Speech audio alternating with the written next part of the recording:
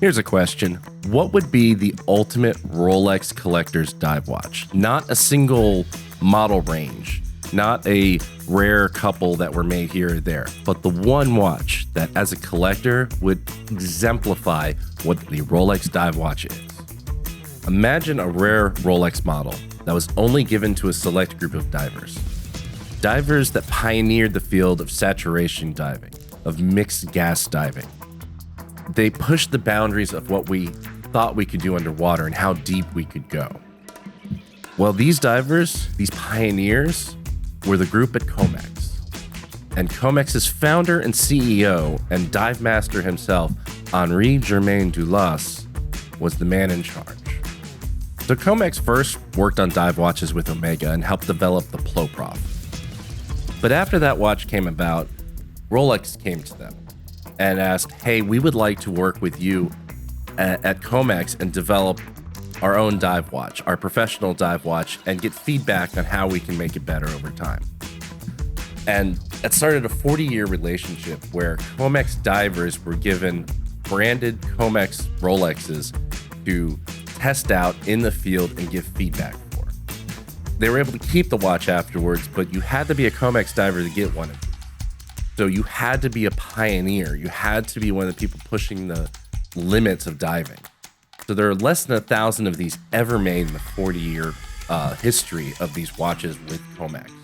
So to start off with, they're very rare, and they're like an astronaut's Speedmaster. It actually went to space and did what it's supposed to do. These were actual dive watches done by the most extreme divers and branded as such.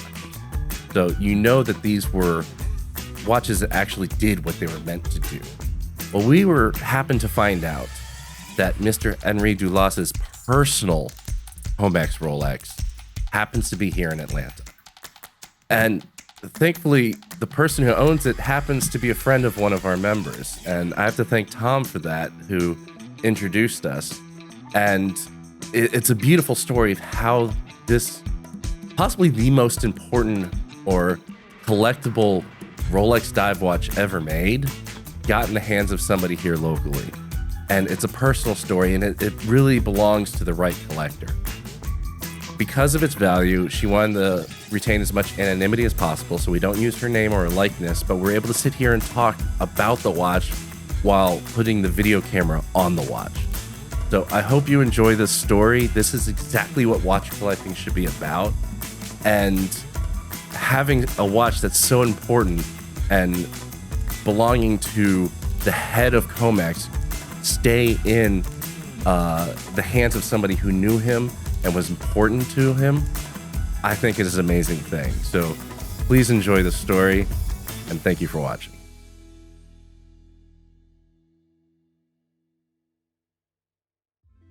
Thank you for coming. You're very welcome. My pleasure. You've brought an extremely special watch today, because not only is it a Comex Deep Sea, one of the last ones ever made, but it was the personal watch, and excuse my pronunciation, of Henri-Germain Delauze. Henri-Germain Delauze. So much prettier. Well, it doesn't matter. Henri is fine. We always just used to call him Henri.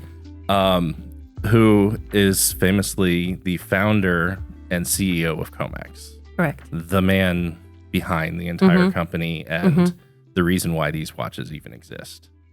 And it's his own personal watch, which is, I think, an extra special. It's like having Paul Newman's Paul Newman Daytona. It's having the Comex, a Deep Sea or Comex sub is a rare thing to begin with, but to have the man, the myth, the legend's actual personal one is really cool. Now, and there's pictures with him wearing it. I've actually seen Rolex videos where he's talked and he's wearing it. It's really cool. That's a special piece. So thank you for bringing it today. Absolutely. Let's start with how this came about. This entered to you from your father. Yeah, it's an inheritance basically. And through business, we became very close friends with the Delauze family, all of them. They have 2 children, and Henri and Philippe, his wife, as well. So the two families became close over the course of many, many years, and the two men became very close and, enjoyed talking with each other about life, business, everything. And certainly the diving connected them because they were both pioneers in the diving industry in their own right. Henri, obviously, through the company and through a passion, my father as well, through a passion for scuba diving and photography, became one of Europe's most renowned underwater film producers. It's amazing to have that diving connection. I guess, how did they first meet? Do you know? Yes, absolutely. We chartered Henri's personal research vessel, and it was called Minibex. It's been destroyed, unfortunately, which makes me very sad because I have a lot of incredible memories working on it and going out into the ocean. And they basically became friends through that. His personal research vessel was basically a mega yacht in the front and a workship in the back, was a submarine and an ROV and everything. He had a passion for archaeology. And so he had this ship designed and built specifically to do his own archaeological research and find shipwrecks and so forth. Yeah, because Comex, famously developed a lot of deep sea diving, Yes. saturation diving, which is where the deep sea came about. But it wasn't just developing it, it was involved in creating undersea cables, diving platforms, oil rigs, but also involved in underwater reconnaissance and treasure hunting. Yeah, the treasure hunting, that was a personal passion of his. That was not officially part of the company, obviously. It was an offshore company, basically. It was, a lot of other research that they did, liquid gas research and all of that, which is highly dangerous. But they are an incredible company, and he built it from the ground up by himself with his wife. So there was nothing before Comex, and nothing before him and Philippi.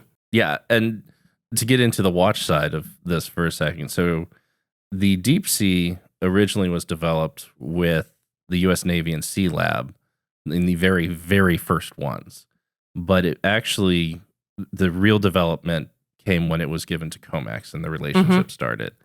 And it became the real professional diver watch, because the Submariner is I would call a recreational diver's watch. The deep sea is, or the Sea-Dweller, say, is the one that was actually used, because this is one that was actually taken to deeper than 500 meters, which is well beyond what the Submariner can do. And just the show like the extreme diving that Comex was part of. Right. And that's an insane thing. And it was where that relationship came from, because Rolex needed to know how these watches would actually handle diving. So they gave Comex watches, and the only thing they asked in return was, let us know how they behave. What's working on these? Give us feedback about it. And because of that, the Comex dive watches only were given to Comex divers and personnel. The general belief between the 30-odd years of relationship was maybe 700-800 of these total were made between all the different variations. This being the very, very last order, which is a small order that was, most people think the relationship stopped in 97. This was part of a small order that was put out in 2004. F serial number. And what you can really tell here is because this is that order is the only one with superluminova in it.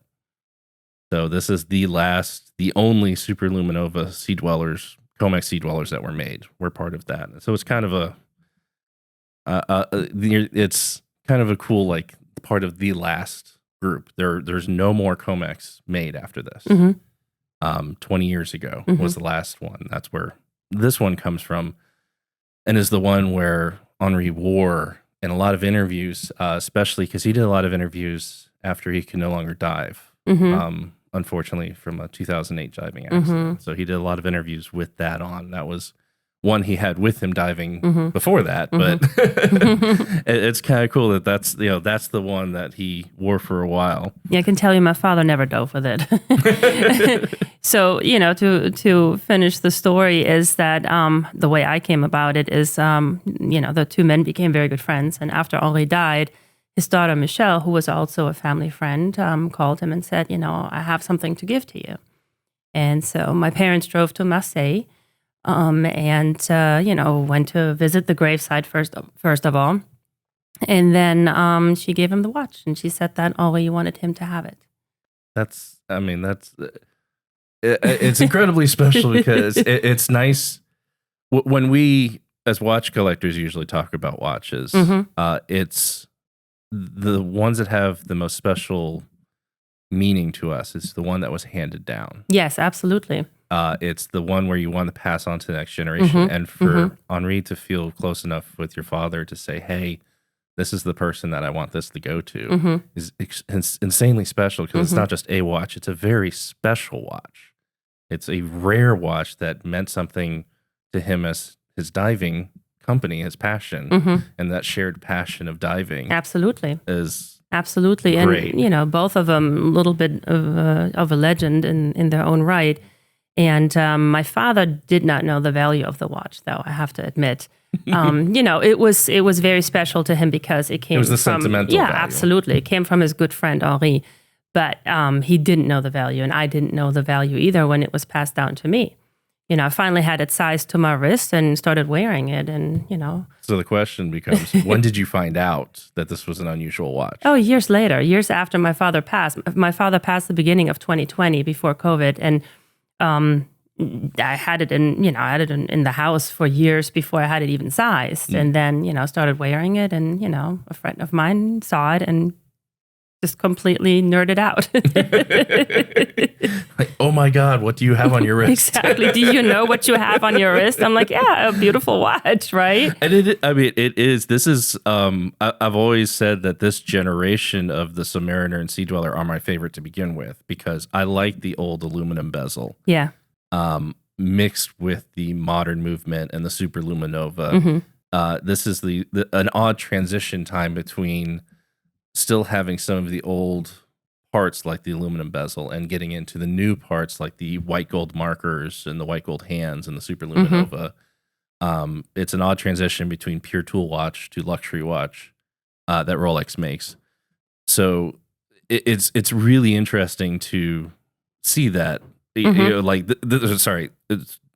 is my favorite style. It's my favorite time and transition of Rolexes. And to have it as a Comex also. Yeah, it's also very heavy. I mean, if we compared it, and it's very, very heavy. It's a big boy. It's a big boy. It definitely feels very heavy on my wrist for sure. It's a professional dive watch. Yes. But at the same time, it's not unwieldy. It's because it's not like the Omega Ploprof or the Sea-Dweller, which is the bigger version of this. I mean, the Deep Sea. I keep getting the two names confused. The Deep Sea and the Ultra Deep, which are absolutely huge watches, but the Sea-Dweller is just the Submariner made a little beefier to do saturation diving, which is a part of why this exists is the saturation diving, because that's the helium escape valve on the side that was found because saturation divers, when they're in the decompression chamber, would suddenly have their crystals pop off their watches. The decompression of the helium gas would suddenly pop off the crystals. Right. So the Sea-Dweller exists because of that. They got rid of the Cyclops, so it was easier to see the date and didn't have the bad reflection when diving. Yes. The helium escape valve on the side is a way to deal with the off-gassing of the helium.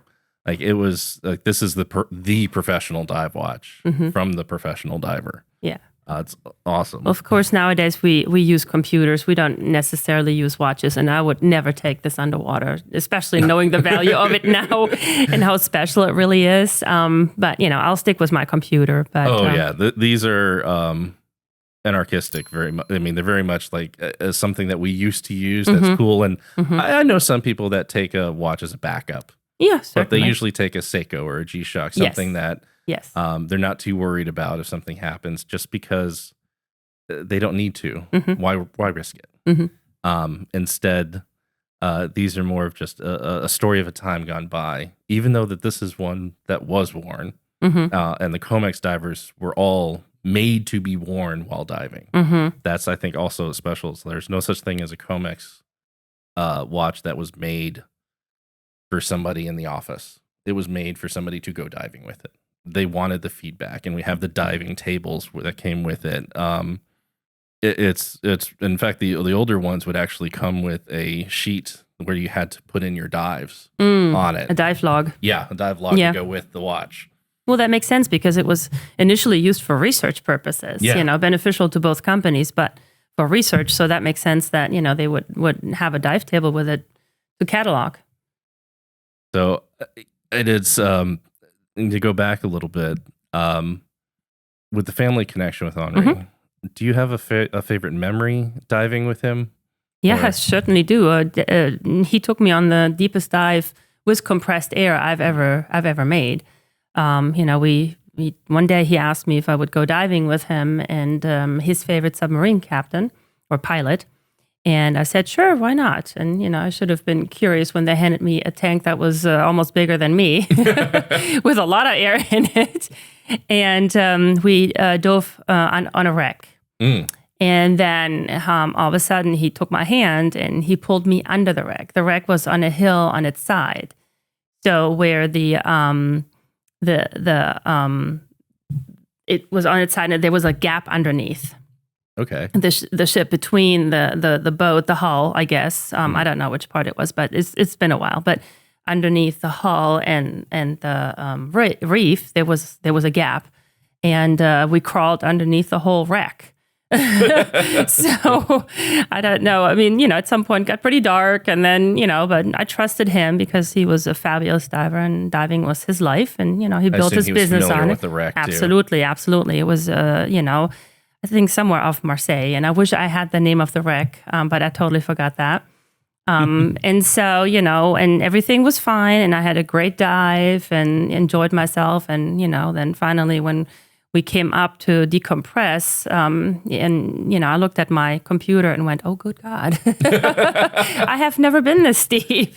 And he took me to 60 meters, which that's where, compressed air gets dangerous, and you really shouldn't be diving with compressed air. But I was very young at the time, and, I was a very experienced diver already and very fit, and all went well. But that's, those kinds of depths for him were normal.